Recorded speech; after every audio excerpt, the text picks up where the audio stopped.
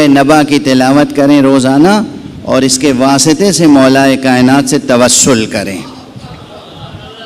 اور اس توسل کے ساتھ آپ رب سے جو چاہیں طلب کریں، انشاءاللہ زندگی میں کامیابیاں ہی کامیابیاں ہوں گی۔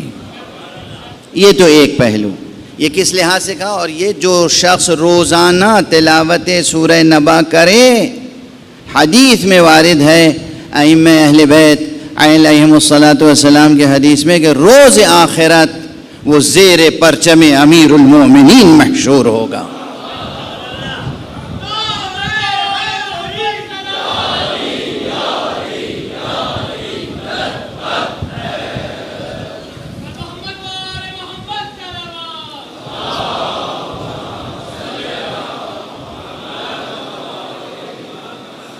اب آپ روزانہ تلاوت کریں گے تو چند دنوں میں تو سورہ ویسے ہی زبانی یاد ہو جائے گا آپ کو۔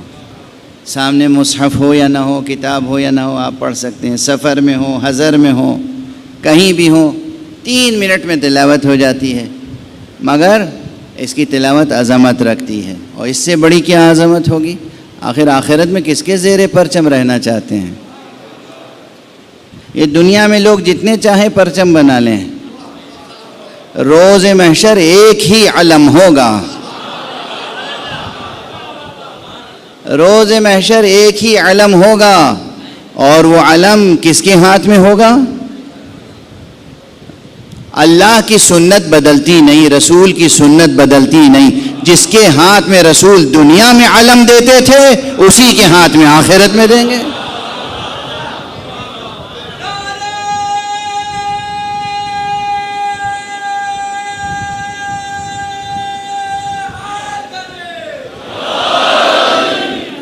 آپ کے ملک کے بہت مشہور شاعر ہیں جناب افتخار عارف صاحب، پروردگار انہیں صحت و سلامتی سے رکھے۔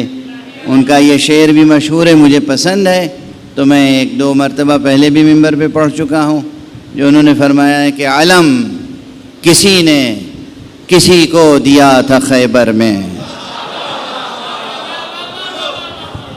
علم کسی نے کسی کو دیا تھا خیبر میں، وہ دن اور آج کا دن اب علم ہمارا ہے۔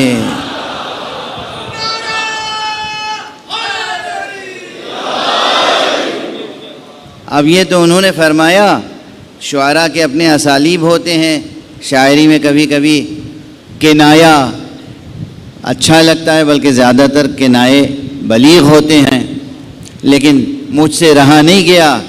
جب انہوں نے میرے سامنے پڑھا تو میں نے خود ان سے کہا، میں نے کہا بلا وجہ آپ تقیہ کر رہے ہیں، آپ کیوں کہہ رہے ہیں کہ علم کسی نے کسی کو دیا تھا خیبر میں؟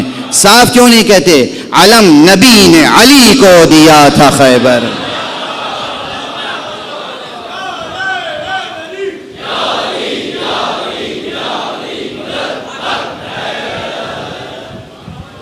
علم نبی نے علی کو دیا تھا خیبر میں، وہ دن اور آج کا دن اب علم ہمارا ہے۔ اور جب یہ علم ہے تو پھر روز محشر بھی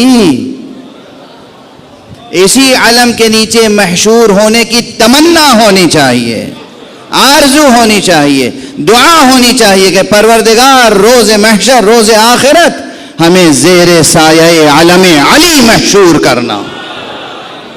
صلوات پڑھ دیں محمد و آل محمد۔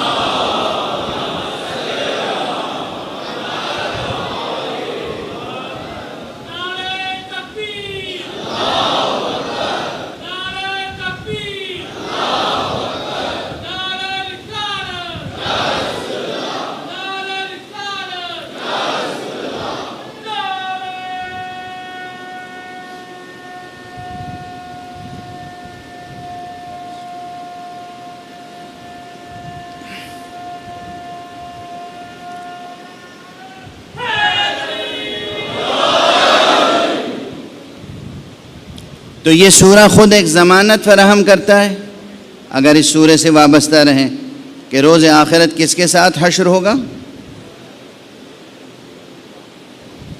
اس کے ساتھ حشر ہوگا جو خود اعمال کی ترازو ہے۔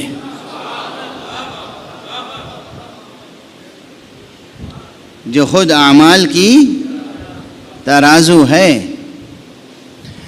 یہ مجھے یاد آتا ہے کہ کوئی شاید 2003 میں یا 2004 میں نے 5 مجلسیں پڑھی تھیں مدینۃ العلم گلشن اقبال میں، اور اس کا عنوان تھا، مضمون تشنہ رہ گیا تھا، مضمون مکمل نہیں ہو پایا تھا، عنوان تھا عید حشر یا جشن محشر.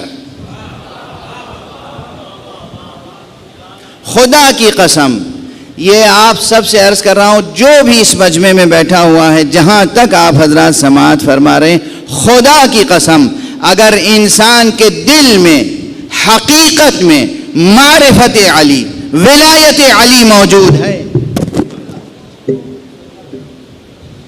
کیا ہوا بچے؟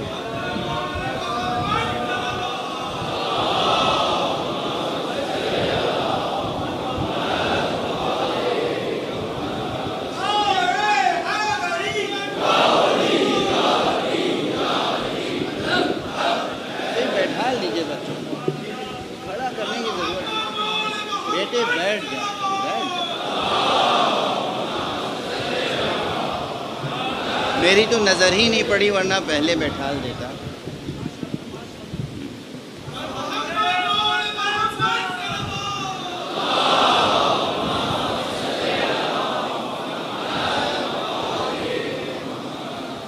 میرا خیال ہے کہ یہ ایک غیر ضروری پروٹوکول بنا لیا گیا ہے.